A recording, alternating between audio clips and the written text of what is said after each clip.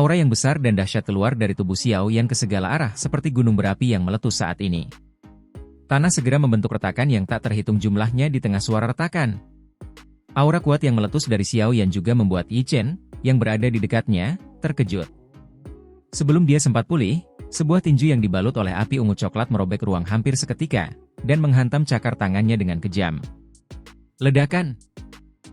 Riak angin yang sangat kuat tiba-tiba muncul pada saat ini. Lapisan lantai granit yang keras terhempas. Angin sepo-sepo membawa debu batu saat berhamburan. Seketika, semua orang melihat sosok Yi Chen gemetar di medan perang saat ini. Dia mundur beberapa langkah sebelum menstabilkan tubuhnya. Seketika, banyak kegaduhan meletus tanpa sengaja.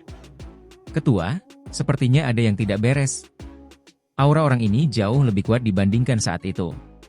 Tuan Muda Yi, seorang lelaki tua di belakang Chen Tianan sedikit mengernyit saat berbicara. Sungguh mengejutkan bahwa Dozun Elit mengikuti di belakang Chen Xian saat itu. Chen Tianan mengernyitkan alisnya saat mendengar ini. Dia berkata, seharusnya tidak ada masalah. Tidak peduli seberapa kuat bocah itu, dia hanyalah Douzong Bintang 9. Bukannya tidak ada Douzong Bintang 9 yang mati di tangan Yi Chen selama bertahun-tahun ini. Orang tua itu hanya bisa mengangguk sedikit dan berhenti berbicara ketika dia melihat jawaban Chen Tianan. Douzong Bintang 9? Tangan Yi Chen sedikit melengkung setelah menstabilkan tubuhnya. Cahaya darah melonjak, menyebabkan rasa sakit yang membakar di tangannya berangsur-angsur melemah. Matanya cukup suram saat dia menatap Xiao Yan di seberangnya. Namun, hatinya sedikit terguncang. Berdasarkan apa yang dia ketahui, kekuatan Xiao Yan seharusnya hanya setara dengan Douzong Bintang 4 atau 5. Mengapa kekuatannya tiba-tiba melonjak pada saat ini? Douzong Bintang 9 sedikit berbeda jika dibandingkan dengan kekuatannya. Selain itu, yang terpenting adalah dia mungkin tampak muda, tetapi siapapun yang mengenalnya tahu bahwa dia sudah berusia lebih dari 30 tahun. Dia memiliki waktu 10 tahun lebih banyak daripada Xiao Yan untuk berlatih.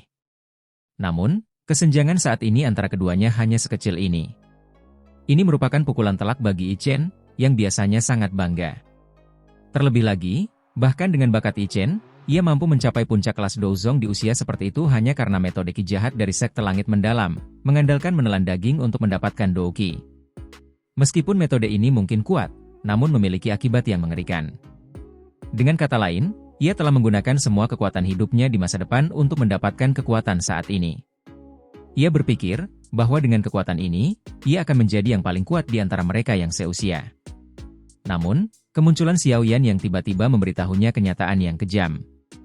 Ia tidak mendapatkan jenis kekuatan yang ia inginkan dari apa yang telah ia bayar. Aku sudah terbiasa membunuh sejak aku masih muda, dan aku sudah membunuh banyak orang dengan tanganku. Setelah mempertaruhkan sisa hidupku, bagaimana mungkin aku tidak bisa dibandingkan dengan bocah nakal ini?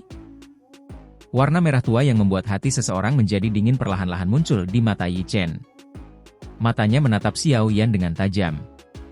Niat membunuh di dalamnya hampir mengeras. Orang ini harus dibunuh hari ini. Raungan yang dipenuhi dengan niat membunuh bergema di dalam hatinya. Tangan Yi Chen tiba-tiba terkepal. Ki darah bertahan di atasnya sebelum menggumpal menjadi tombak panjang berwarna darah di telapak tangannya. Kedua matanya berangsur-angsur berubah menjadi warna merah darah. Siapapun yang menyaksikan adegan ini menyadari bahwa iblis Yi dari sekte langit mendalam ini, dengan reputasi yang ganas, sedang bersiap untuk membunuh seseorang. Tombak darah itu menggumpal dan mengeluarkan bau darah yang kuat hingga membuat orang ingin muntah, perlahan menyebar dari tubuh Yi Chen. Dilihat dari kejauhan, ki darah menyebar seperti dewa pembunuh yang turun ke dunia. Raungan rendah dan dalam yang dipenuhi dengan niat membunuh keluar dari tenggorokan Yi Chen. Tubuhnya menghilang dalam sekejap. Sesaat kemudian, ada riak di ruang di samping Xiao Yan. Tombak berdarah tajam, yang dipenuhi dengan ki berdarah, muncul dan menusuk kepala Xiao Yan dengan keras. Xiao Yan mendengus dingin setelah merasakan serangan Yi Chen. Tubuhnya terus bergeser satu langkah ke kanan dan menghindari tombak berdarah itu. Tombak 7 pembunuh. Cahaya berdarah di mata Yi Chen menjadi lebih pekat setelah tombak itu meleset. Tombak panjang itu tiba-tiba menari, berubah menjadi banyak sosok berdarah yang melesat ke semua titik mematikan di tubuh Xiaoyan. Menghadapi serangan Yi Chen yang bagaikan badai, cahaya keperakan mulai bersinar di bawah kaki Xiaoyan.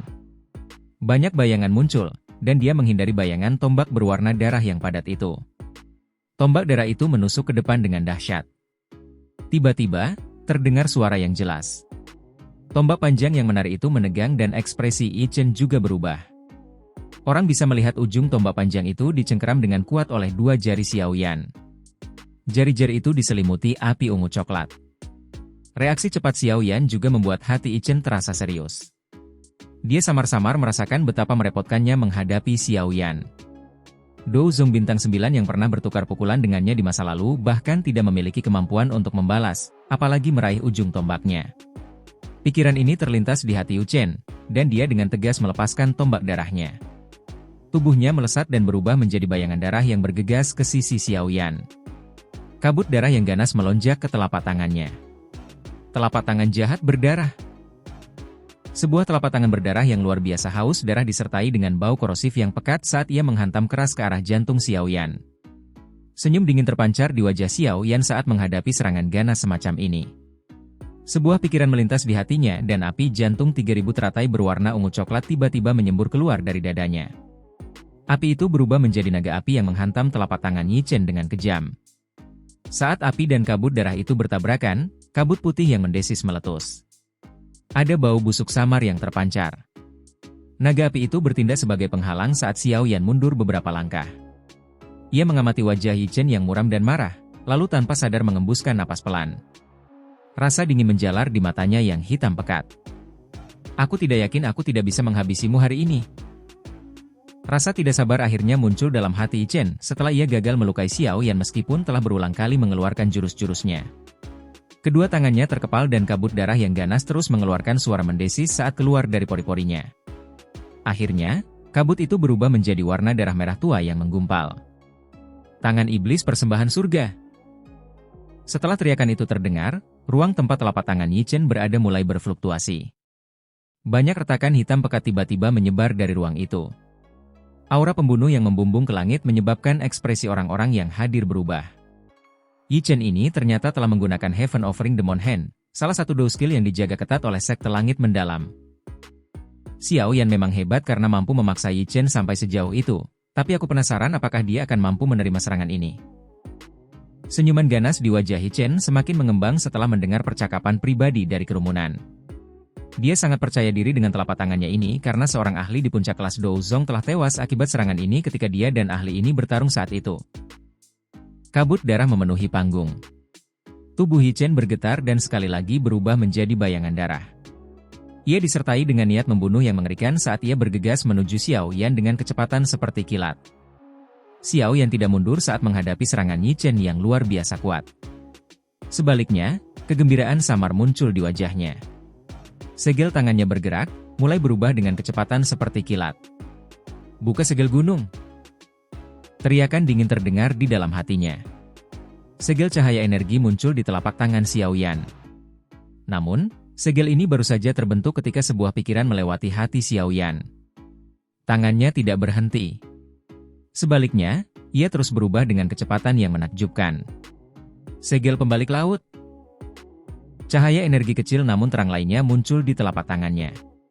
Setelah itu, perlahan-lahan menyatu dengan segel gunung terbuka dan berkumpul bersama. Xiaoyan menghirup udara dalam-dalam setelah keduanya menyatu. Segel tangannya mulai berubah sekali lagi. Segel tanah terbalik. Xiaoyan berteriak pelan dalam hatinya. Cahaya kristal ungu coklat yang terang keluar dari telapak tangan Xiaoyan. Setelah itu, cahaya itu berubah menjadi jejak kristal seukuran kepalan tangan yang perlahan menyatu dengan dua segel dari sebelumnya. Dengan bergabungnya segel tanah terbalik, ruang di depan Xiaoyan segera mulai bergetar hebat.